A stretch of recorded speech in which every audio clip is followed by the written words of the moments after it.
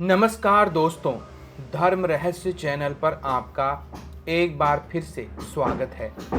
आज हम जो अनुभव लेने जा रहे हैं यह बजरंग बाण के पाठ का अनुभव है और भेजने वाले एक साधक हैं जो कि उड़ीसा से ही हैं। तो चलिए पढ़ते हैं इनके ईमेल पत्र को और जानते हैं हनुमान जी की शक्ति से संबंधित इस अनुभव के विषय में। गुरु जी को मेरा कोटि कोटि प्रणाम। आपके धर्म रहस्य चैनल्स के बहुत सारे वीडियो देखता रहता हूँ। आप सभी के मार्गदर्शन भी देते हैं बिना कोई लालच करके। यह बात मुझे बहुत पसंद आई है, इसलिए मेरा अनुभव आपको शेयर करने के लिए मेरे प्रभु के द्वारा आज मैं आपको भेज रहा हूँ। जय श्री राम। मेरा नाम पर वीडियो में ना बोलिए प्लीज़, और मैं उड़ीसा में रहता हूँ। मैं एक छोटा सा हनुमान जी का तुच्छ सा भक्त हूँ और मैं बचपन से पूजा पाठ में उतना कुछ खास कर इंटरेस्ट नहीं था।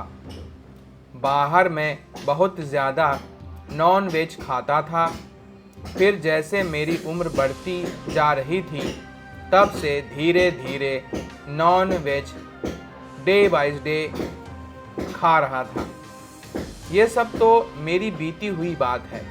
गुरुजी, पिछले साल मुझे एक पंडित को मैंने कहा था कि मैं बहुत मुसीबत में फंस गया हूँ। करीब 30 लाख का कर्जा में फंस गया, कृपया मेरा कर कुछ निवारण कीजिए बोलकर कहा था। तो उन्होंने मेरी कुंडली में ऐसा कुछ खराब नहीं है, सिर्फ तुम्हारा 8वें में मंगल है, तुम एक काम करो बोलकर पंडित जी ने कहा कि तुम अर्गला स्तोत्रम पढ़ना शुरू करो, नवरात्रि से संकल्प लेकर करो बोलकर। तो मैंने नियम से ब्रह्मचर्य का पालन करके प्रतिदिन 7 बार पढ़ता था, तो उसमें कुछ अनुभव नहीं हुआ। पर मैं बहुत गुटखा खाता था। उस नवरात्रि से गुटखा खाना छोड़ दिया था, परंतु कुछ यूट्यूब्स के वीडियो देखकर विचार करने लगा कि क्यों मैं इस संकट से बचने के लिए संकट मोचन महाबली हनुमान को ही विवश करूं, क्यों ना, क्योंकि जो कुछ मेरी प्रॉब्लम है वह मुझे इस संकट से मुक्ति दिला सकती है।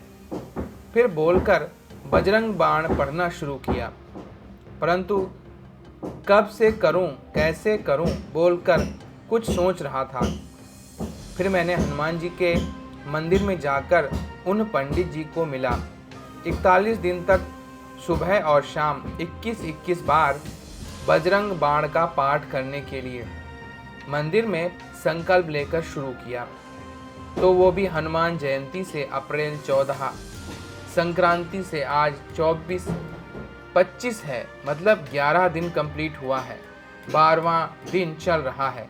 पूजा की विधि में पहले लाल पुष्प, धूप, दीप और भोग चंदन करा बजरंग बली को, और श्री राम के सामने बैठकर पहले मैं गणेश जी के मंत्र ओम गंग गणपते नमः एक माला कर रहा हूँ, और मेरे कुल देवी के मंत्र एक माला जप कर रहा हूँ, और शिव जी के पंचाक्षरी मंत्र की एक माला जप कर रहा हूँ। 5 माला श्री राम जी के ओम राम रामाय नमः का मंत्र जाप कर रहा हूँ, और एक माला ओम हुम हनुमते रुद्रात्मकाय नमः का एक माला जप कर रहा हूँ। फिर हनुमान चालीसा एक बार पढ़ता हूँ, और फिर मैं 21 बार बजरंग बाण का पाठ करता हूँ। 21 बार कंप्लीट होने के बाद फिर एक बार हनुमान चालीसा पढ़ता हूँ और 5 माला ओम राम रामाय के बाद एक माला शिव जी के पंचाक्षरी मंत्र को पढ़ता हूँ। पहले 2-3 दिन तक कुछ खास अनुभव नहीं हुए। फिर 4 से 5 दिन के बाद एक सुंदर लड़की की छवि दिखी, जैसे वह मुझसे शारीरिक रूप से खुश कर देने जैसे के लिए आई हो। उस समय जय श्री राम बोला, फिर वो दिखाई नहीं दी। अगले 3 रात के समय में सोने के बाद ऐसे ही एक लड़की का कुछ ऐसी चीज़ें दिखाई दी जिस प्रकार सभी पुरुष अट्रैक्शन में खींच लें, उसे भी कहीं ज़्यादा अट्रैक्शन की चीज़ें लड़कियों के पास थी और वो दिखाई थी। परंतु जब मुझे वैसे सपने आते थे, मैं सिर्फ एक बार जय श्री राम बोल रहा था और वह सपना फिर से नहीं आता। पर 8वें दिन और 9वें दिन तक याद नहीं रहता था। गुरुजी, मुझे रात के सपने में दोनों लड़कियां एक दूसरे से संबंध या सेक्स करती हुई और स्वप्न में दिखती थी, पर एक्चुअल में कंट्रोल से बाहर आकर उन दोनों लड़कियों के पास जाने लगा। जब मैं करीब करीब पहुंच ही रहा था कि तभी मेरा वीर्य निकलता जैसा आरंभ होता है उसी तरह होने लगा। मैं चाहता हूँ आप समझ गए होंगे गुरुजी। तभी उस वक्त मुझे ऐसा फील हुआ कि मैं कहाँ जा रहा हूँ। नहीं, ऐसे नहीं, फिर मैं दोनों के पास जा सकता हूँ। इसलिए जय श्री राम बोल दिया और फिर टॉयलेट को चला गया और देखा कि निकला तो नहीं है, लेकिन फिर भी ऐसी नकारात्मक शक्तियाँ मेरे कार्य करने से मुझे रोक रही हैं। फिर जय श्री राम बोला और ऐसा हंसने लगा और आगे आओ चुड़ैलों, अब मैं फिर से देखता हूँ तुम्हारे पास कितनी शक्ति है। प्रभु राम नाम की शक्ति में कितनी शक्ति है देखते हैं, बोलकर फिर सो गया। फिर उस दिन से कोई भी इस तरह का स्वप्न नहीं आया। परंतु कल 24 तारीख की रात को स्वप्न आया कि मेरे दीदी और जीजू के घर घूमने गया था। मेरी दीदी मुझे बहुत प्यार करती हैं। कुछ देर बाद मैं अपने दीदी के पास में बैठकर एक बात कहना चाहता हूँ, तुम्हारे हाथ दो, मुझे बोला और मैं ज़ोर से पकड़ करूं और फिर बजरंग बाण का पाठ पढ़ने लगा तो मेरी दीदी पूरी चुड़ैल जैसी शक्ल हो गई और मेरे मॉम भी मेरी जीजू के पास बिठा गई। और फिर मेरी मॉम ने कहा कि इसे भी पकड़ो, तो मैंने दोनों हाथों से पकड़ा, लेफ्ट साइड में दीदी को और राइट साइड में जीजू को पकड़ लिया। मैं बिल्कुल भी बजरंग बाण को पढ़ने से नहीं रोक पा रहा था और दोनों को पकड़ के जैसे जैसे बजरंग बाण का पाठ कर रहा था तो उसी पर पूरा शरीर चुड़ैल जैसा होने लगा।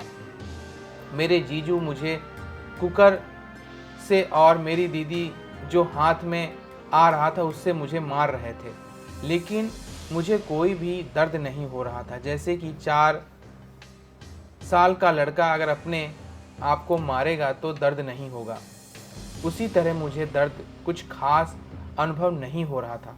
और जैसे मेरे पाठ खत्म हुआ मेरी नींद भी टूट गई। जय श्री राम। फिर मैंने नहा धोकर पूजा विधि क्या मतलब 25 अप्रैल को मतलब 12वें दिन मैंने पूजा में बैठा दिया और फिर पूरी तरह से उस दिन ज्योति में गधा बना था। इसका मतलब क्या है गुरुजी? और मेरे पूजा विधि ठीक से चल रहा है या फिर पूजा विधि कैसे करना चाहिए, कृपया करके मुझे मार्गदर्शन कीजिए। गुरुजी, मैं जो कर्जे में डूबा हूँ क्या मैं बच सकता हूँ? क्या जैसे मेरे 21 दिन हो गए वैसे ही मेरा दूसरा अनुभव दूंगा? जय श्री राम। सभी का आशीर्वाद रहे और मेरे प्रभु का आशीर्वाद भी सब पर बना रहे। जय श्री राम। एक सवाल पूछना चाहता हूँ सिर्फ ज्ञान के उद्देश्य के लिए। क्या हम सब जो भी संकल्प लेते हैं, जो साधना करते हैं, तो क्या कोई भी इंसान एक साथ 2 या फिर 3 साधना कर सकता है? क्या बुरा मत मानिएगा गुरुजी, यह मेरा बचपन से ही एक सवाल था, कृपया नाराज न होकर उत्तर दीजिएगा। आपका शिष्य, जय श्री राम। तो देखिए यहाँ पर इन्होंने अपने बजरंग बाण पाठ के अनुभव को यहाँ पर बताया है। इसमें बार बार इनकी कामुकता की परीक्षा ली गई है, इस अनुभव से स्पष्ट होता है। लेकिन इन्होंने जो भी शक्तियाँ इनके नज़दीक आ रही हैं, विशेष रूप से जिसे हम नकारात्मक चुड़ैल शक्तियाँ कह सकते हैं, इनके ही परिवार के सदस्यों का रूप लेकर इनका मति भ्रम करने और मूल रूप से वीर्य नष्ट करने के उद्देश्य से, क्योंकि जब भी हम बिना गुरु के कोई मंत्र जाप करते हैं तो ऐसी चीज़ें आपकी साधना का पूरा फल लेकर भाग सकती हैं। ऐसा ही यहाँ पर इस मंत्र के दौरान भी हो रहा है। कोई भी मंत्र जाप करें, पहले गुरु से आज्ञा ले लें और उनसे मार्गदर्शन लें, तो गुरु मंत्र के रूप में उस मंत्र को जब जप किया जाता है तो उसका फल अवश्य ही प्राप्त होता है और कोई शक्ति आपका जो तप है, ऊर्जा है, वो नष्ट नहीं कर पाती है। अगर आपका वीर्य नष्ट भी हो जाता है तो भी आपके जप का प्रभाव नष्ट नहीं होता है। रहा आपके प्रश्न का उत्तर, तो एक साथ 2-3 साधनाएं नहीं की जा सकती हैं।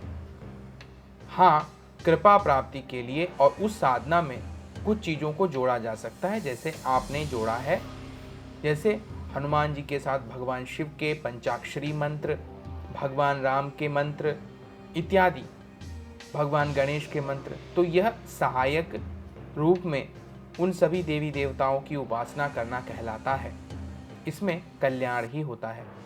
लेकिन अगर कोई कहे कि मैं एक तरफ बजरंग बाण, एक तरफ माता काली, एक तरफ भैरव जी या फिर कोई योगिनी इत्यादि की पूजा एक ही दिन में करूं तो क्या सफलता मिलेगी? तो इसका उत्तर होगा बिल्कुल भी नहीं। एक समय में केवल एक मंत्र का असर शरीर के ऊपर रखना चाहिए।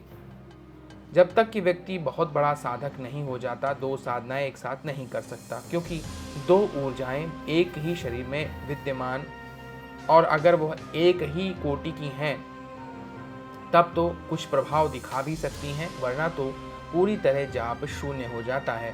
और ऐसा करने वाले साधकों के जीवन में बहुत ज़्यादा उथल पुथल देखने को मिलती है, उन्हें बहुत नुकसान झेलने पड़ते हैं। अगर आप हनुमान जी पर विश्वास रखेंगे तो वो हर प्रकार से कल्याण करेंगे और कर्जा भी मिटा सकते हैं, क्योंकि हनुमान जी से ज़्यादा आसुकारी देवता कलयुग में नहीं माने जाते हैं। हनुमान जी हर प्रकार के संकटों को दूर कर देते हैं। राम का नाम लेकर विश्वास सहित अगर आप हनुमान साधना करेंगे तो अवश्य ही लाभ होगा। ऐसा हो ही नहीं सकता कि हनुमान जी आप पर प्रसन्न ना हो। लेकिन अपने जाप को खंडित होने से बचाने के लिए अवश्य ही गुरुमुख से यही बजरंग बाण प्राप्त करना चाहिए, ताकि कोई शक्ति आपका जप और तप नष्ट ना कर पाए। और अगर इस तरह की कोई बात होती है तो भी आपका जप और तप किसी भी प्रकार से नष्ट ना हो, इस बात का आपको ख्याल रखना है। तो यह था बजरंग बाण पाठ का अनुभव। अगर आज का वीडियो आप सभी को पसंद आया है तो लाइक करें, शेयर करें, सब्सक्राइब करें। आपका दिन मंगलमय हो। धन्यवाद।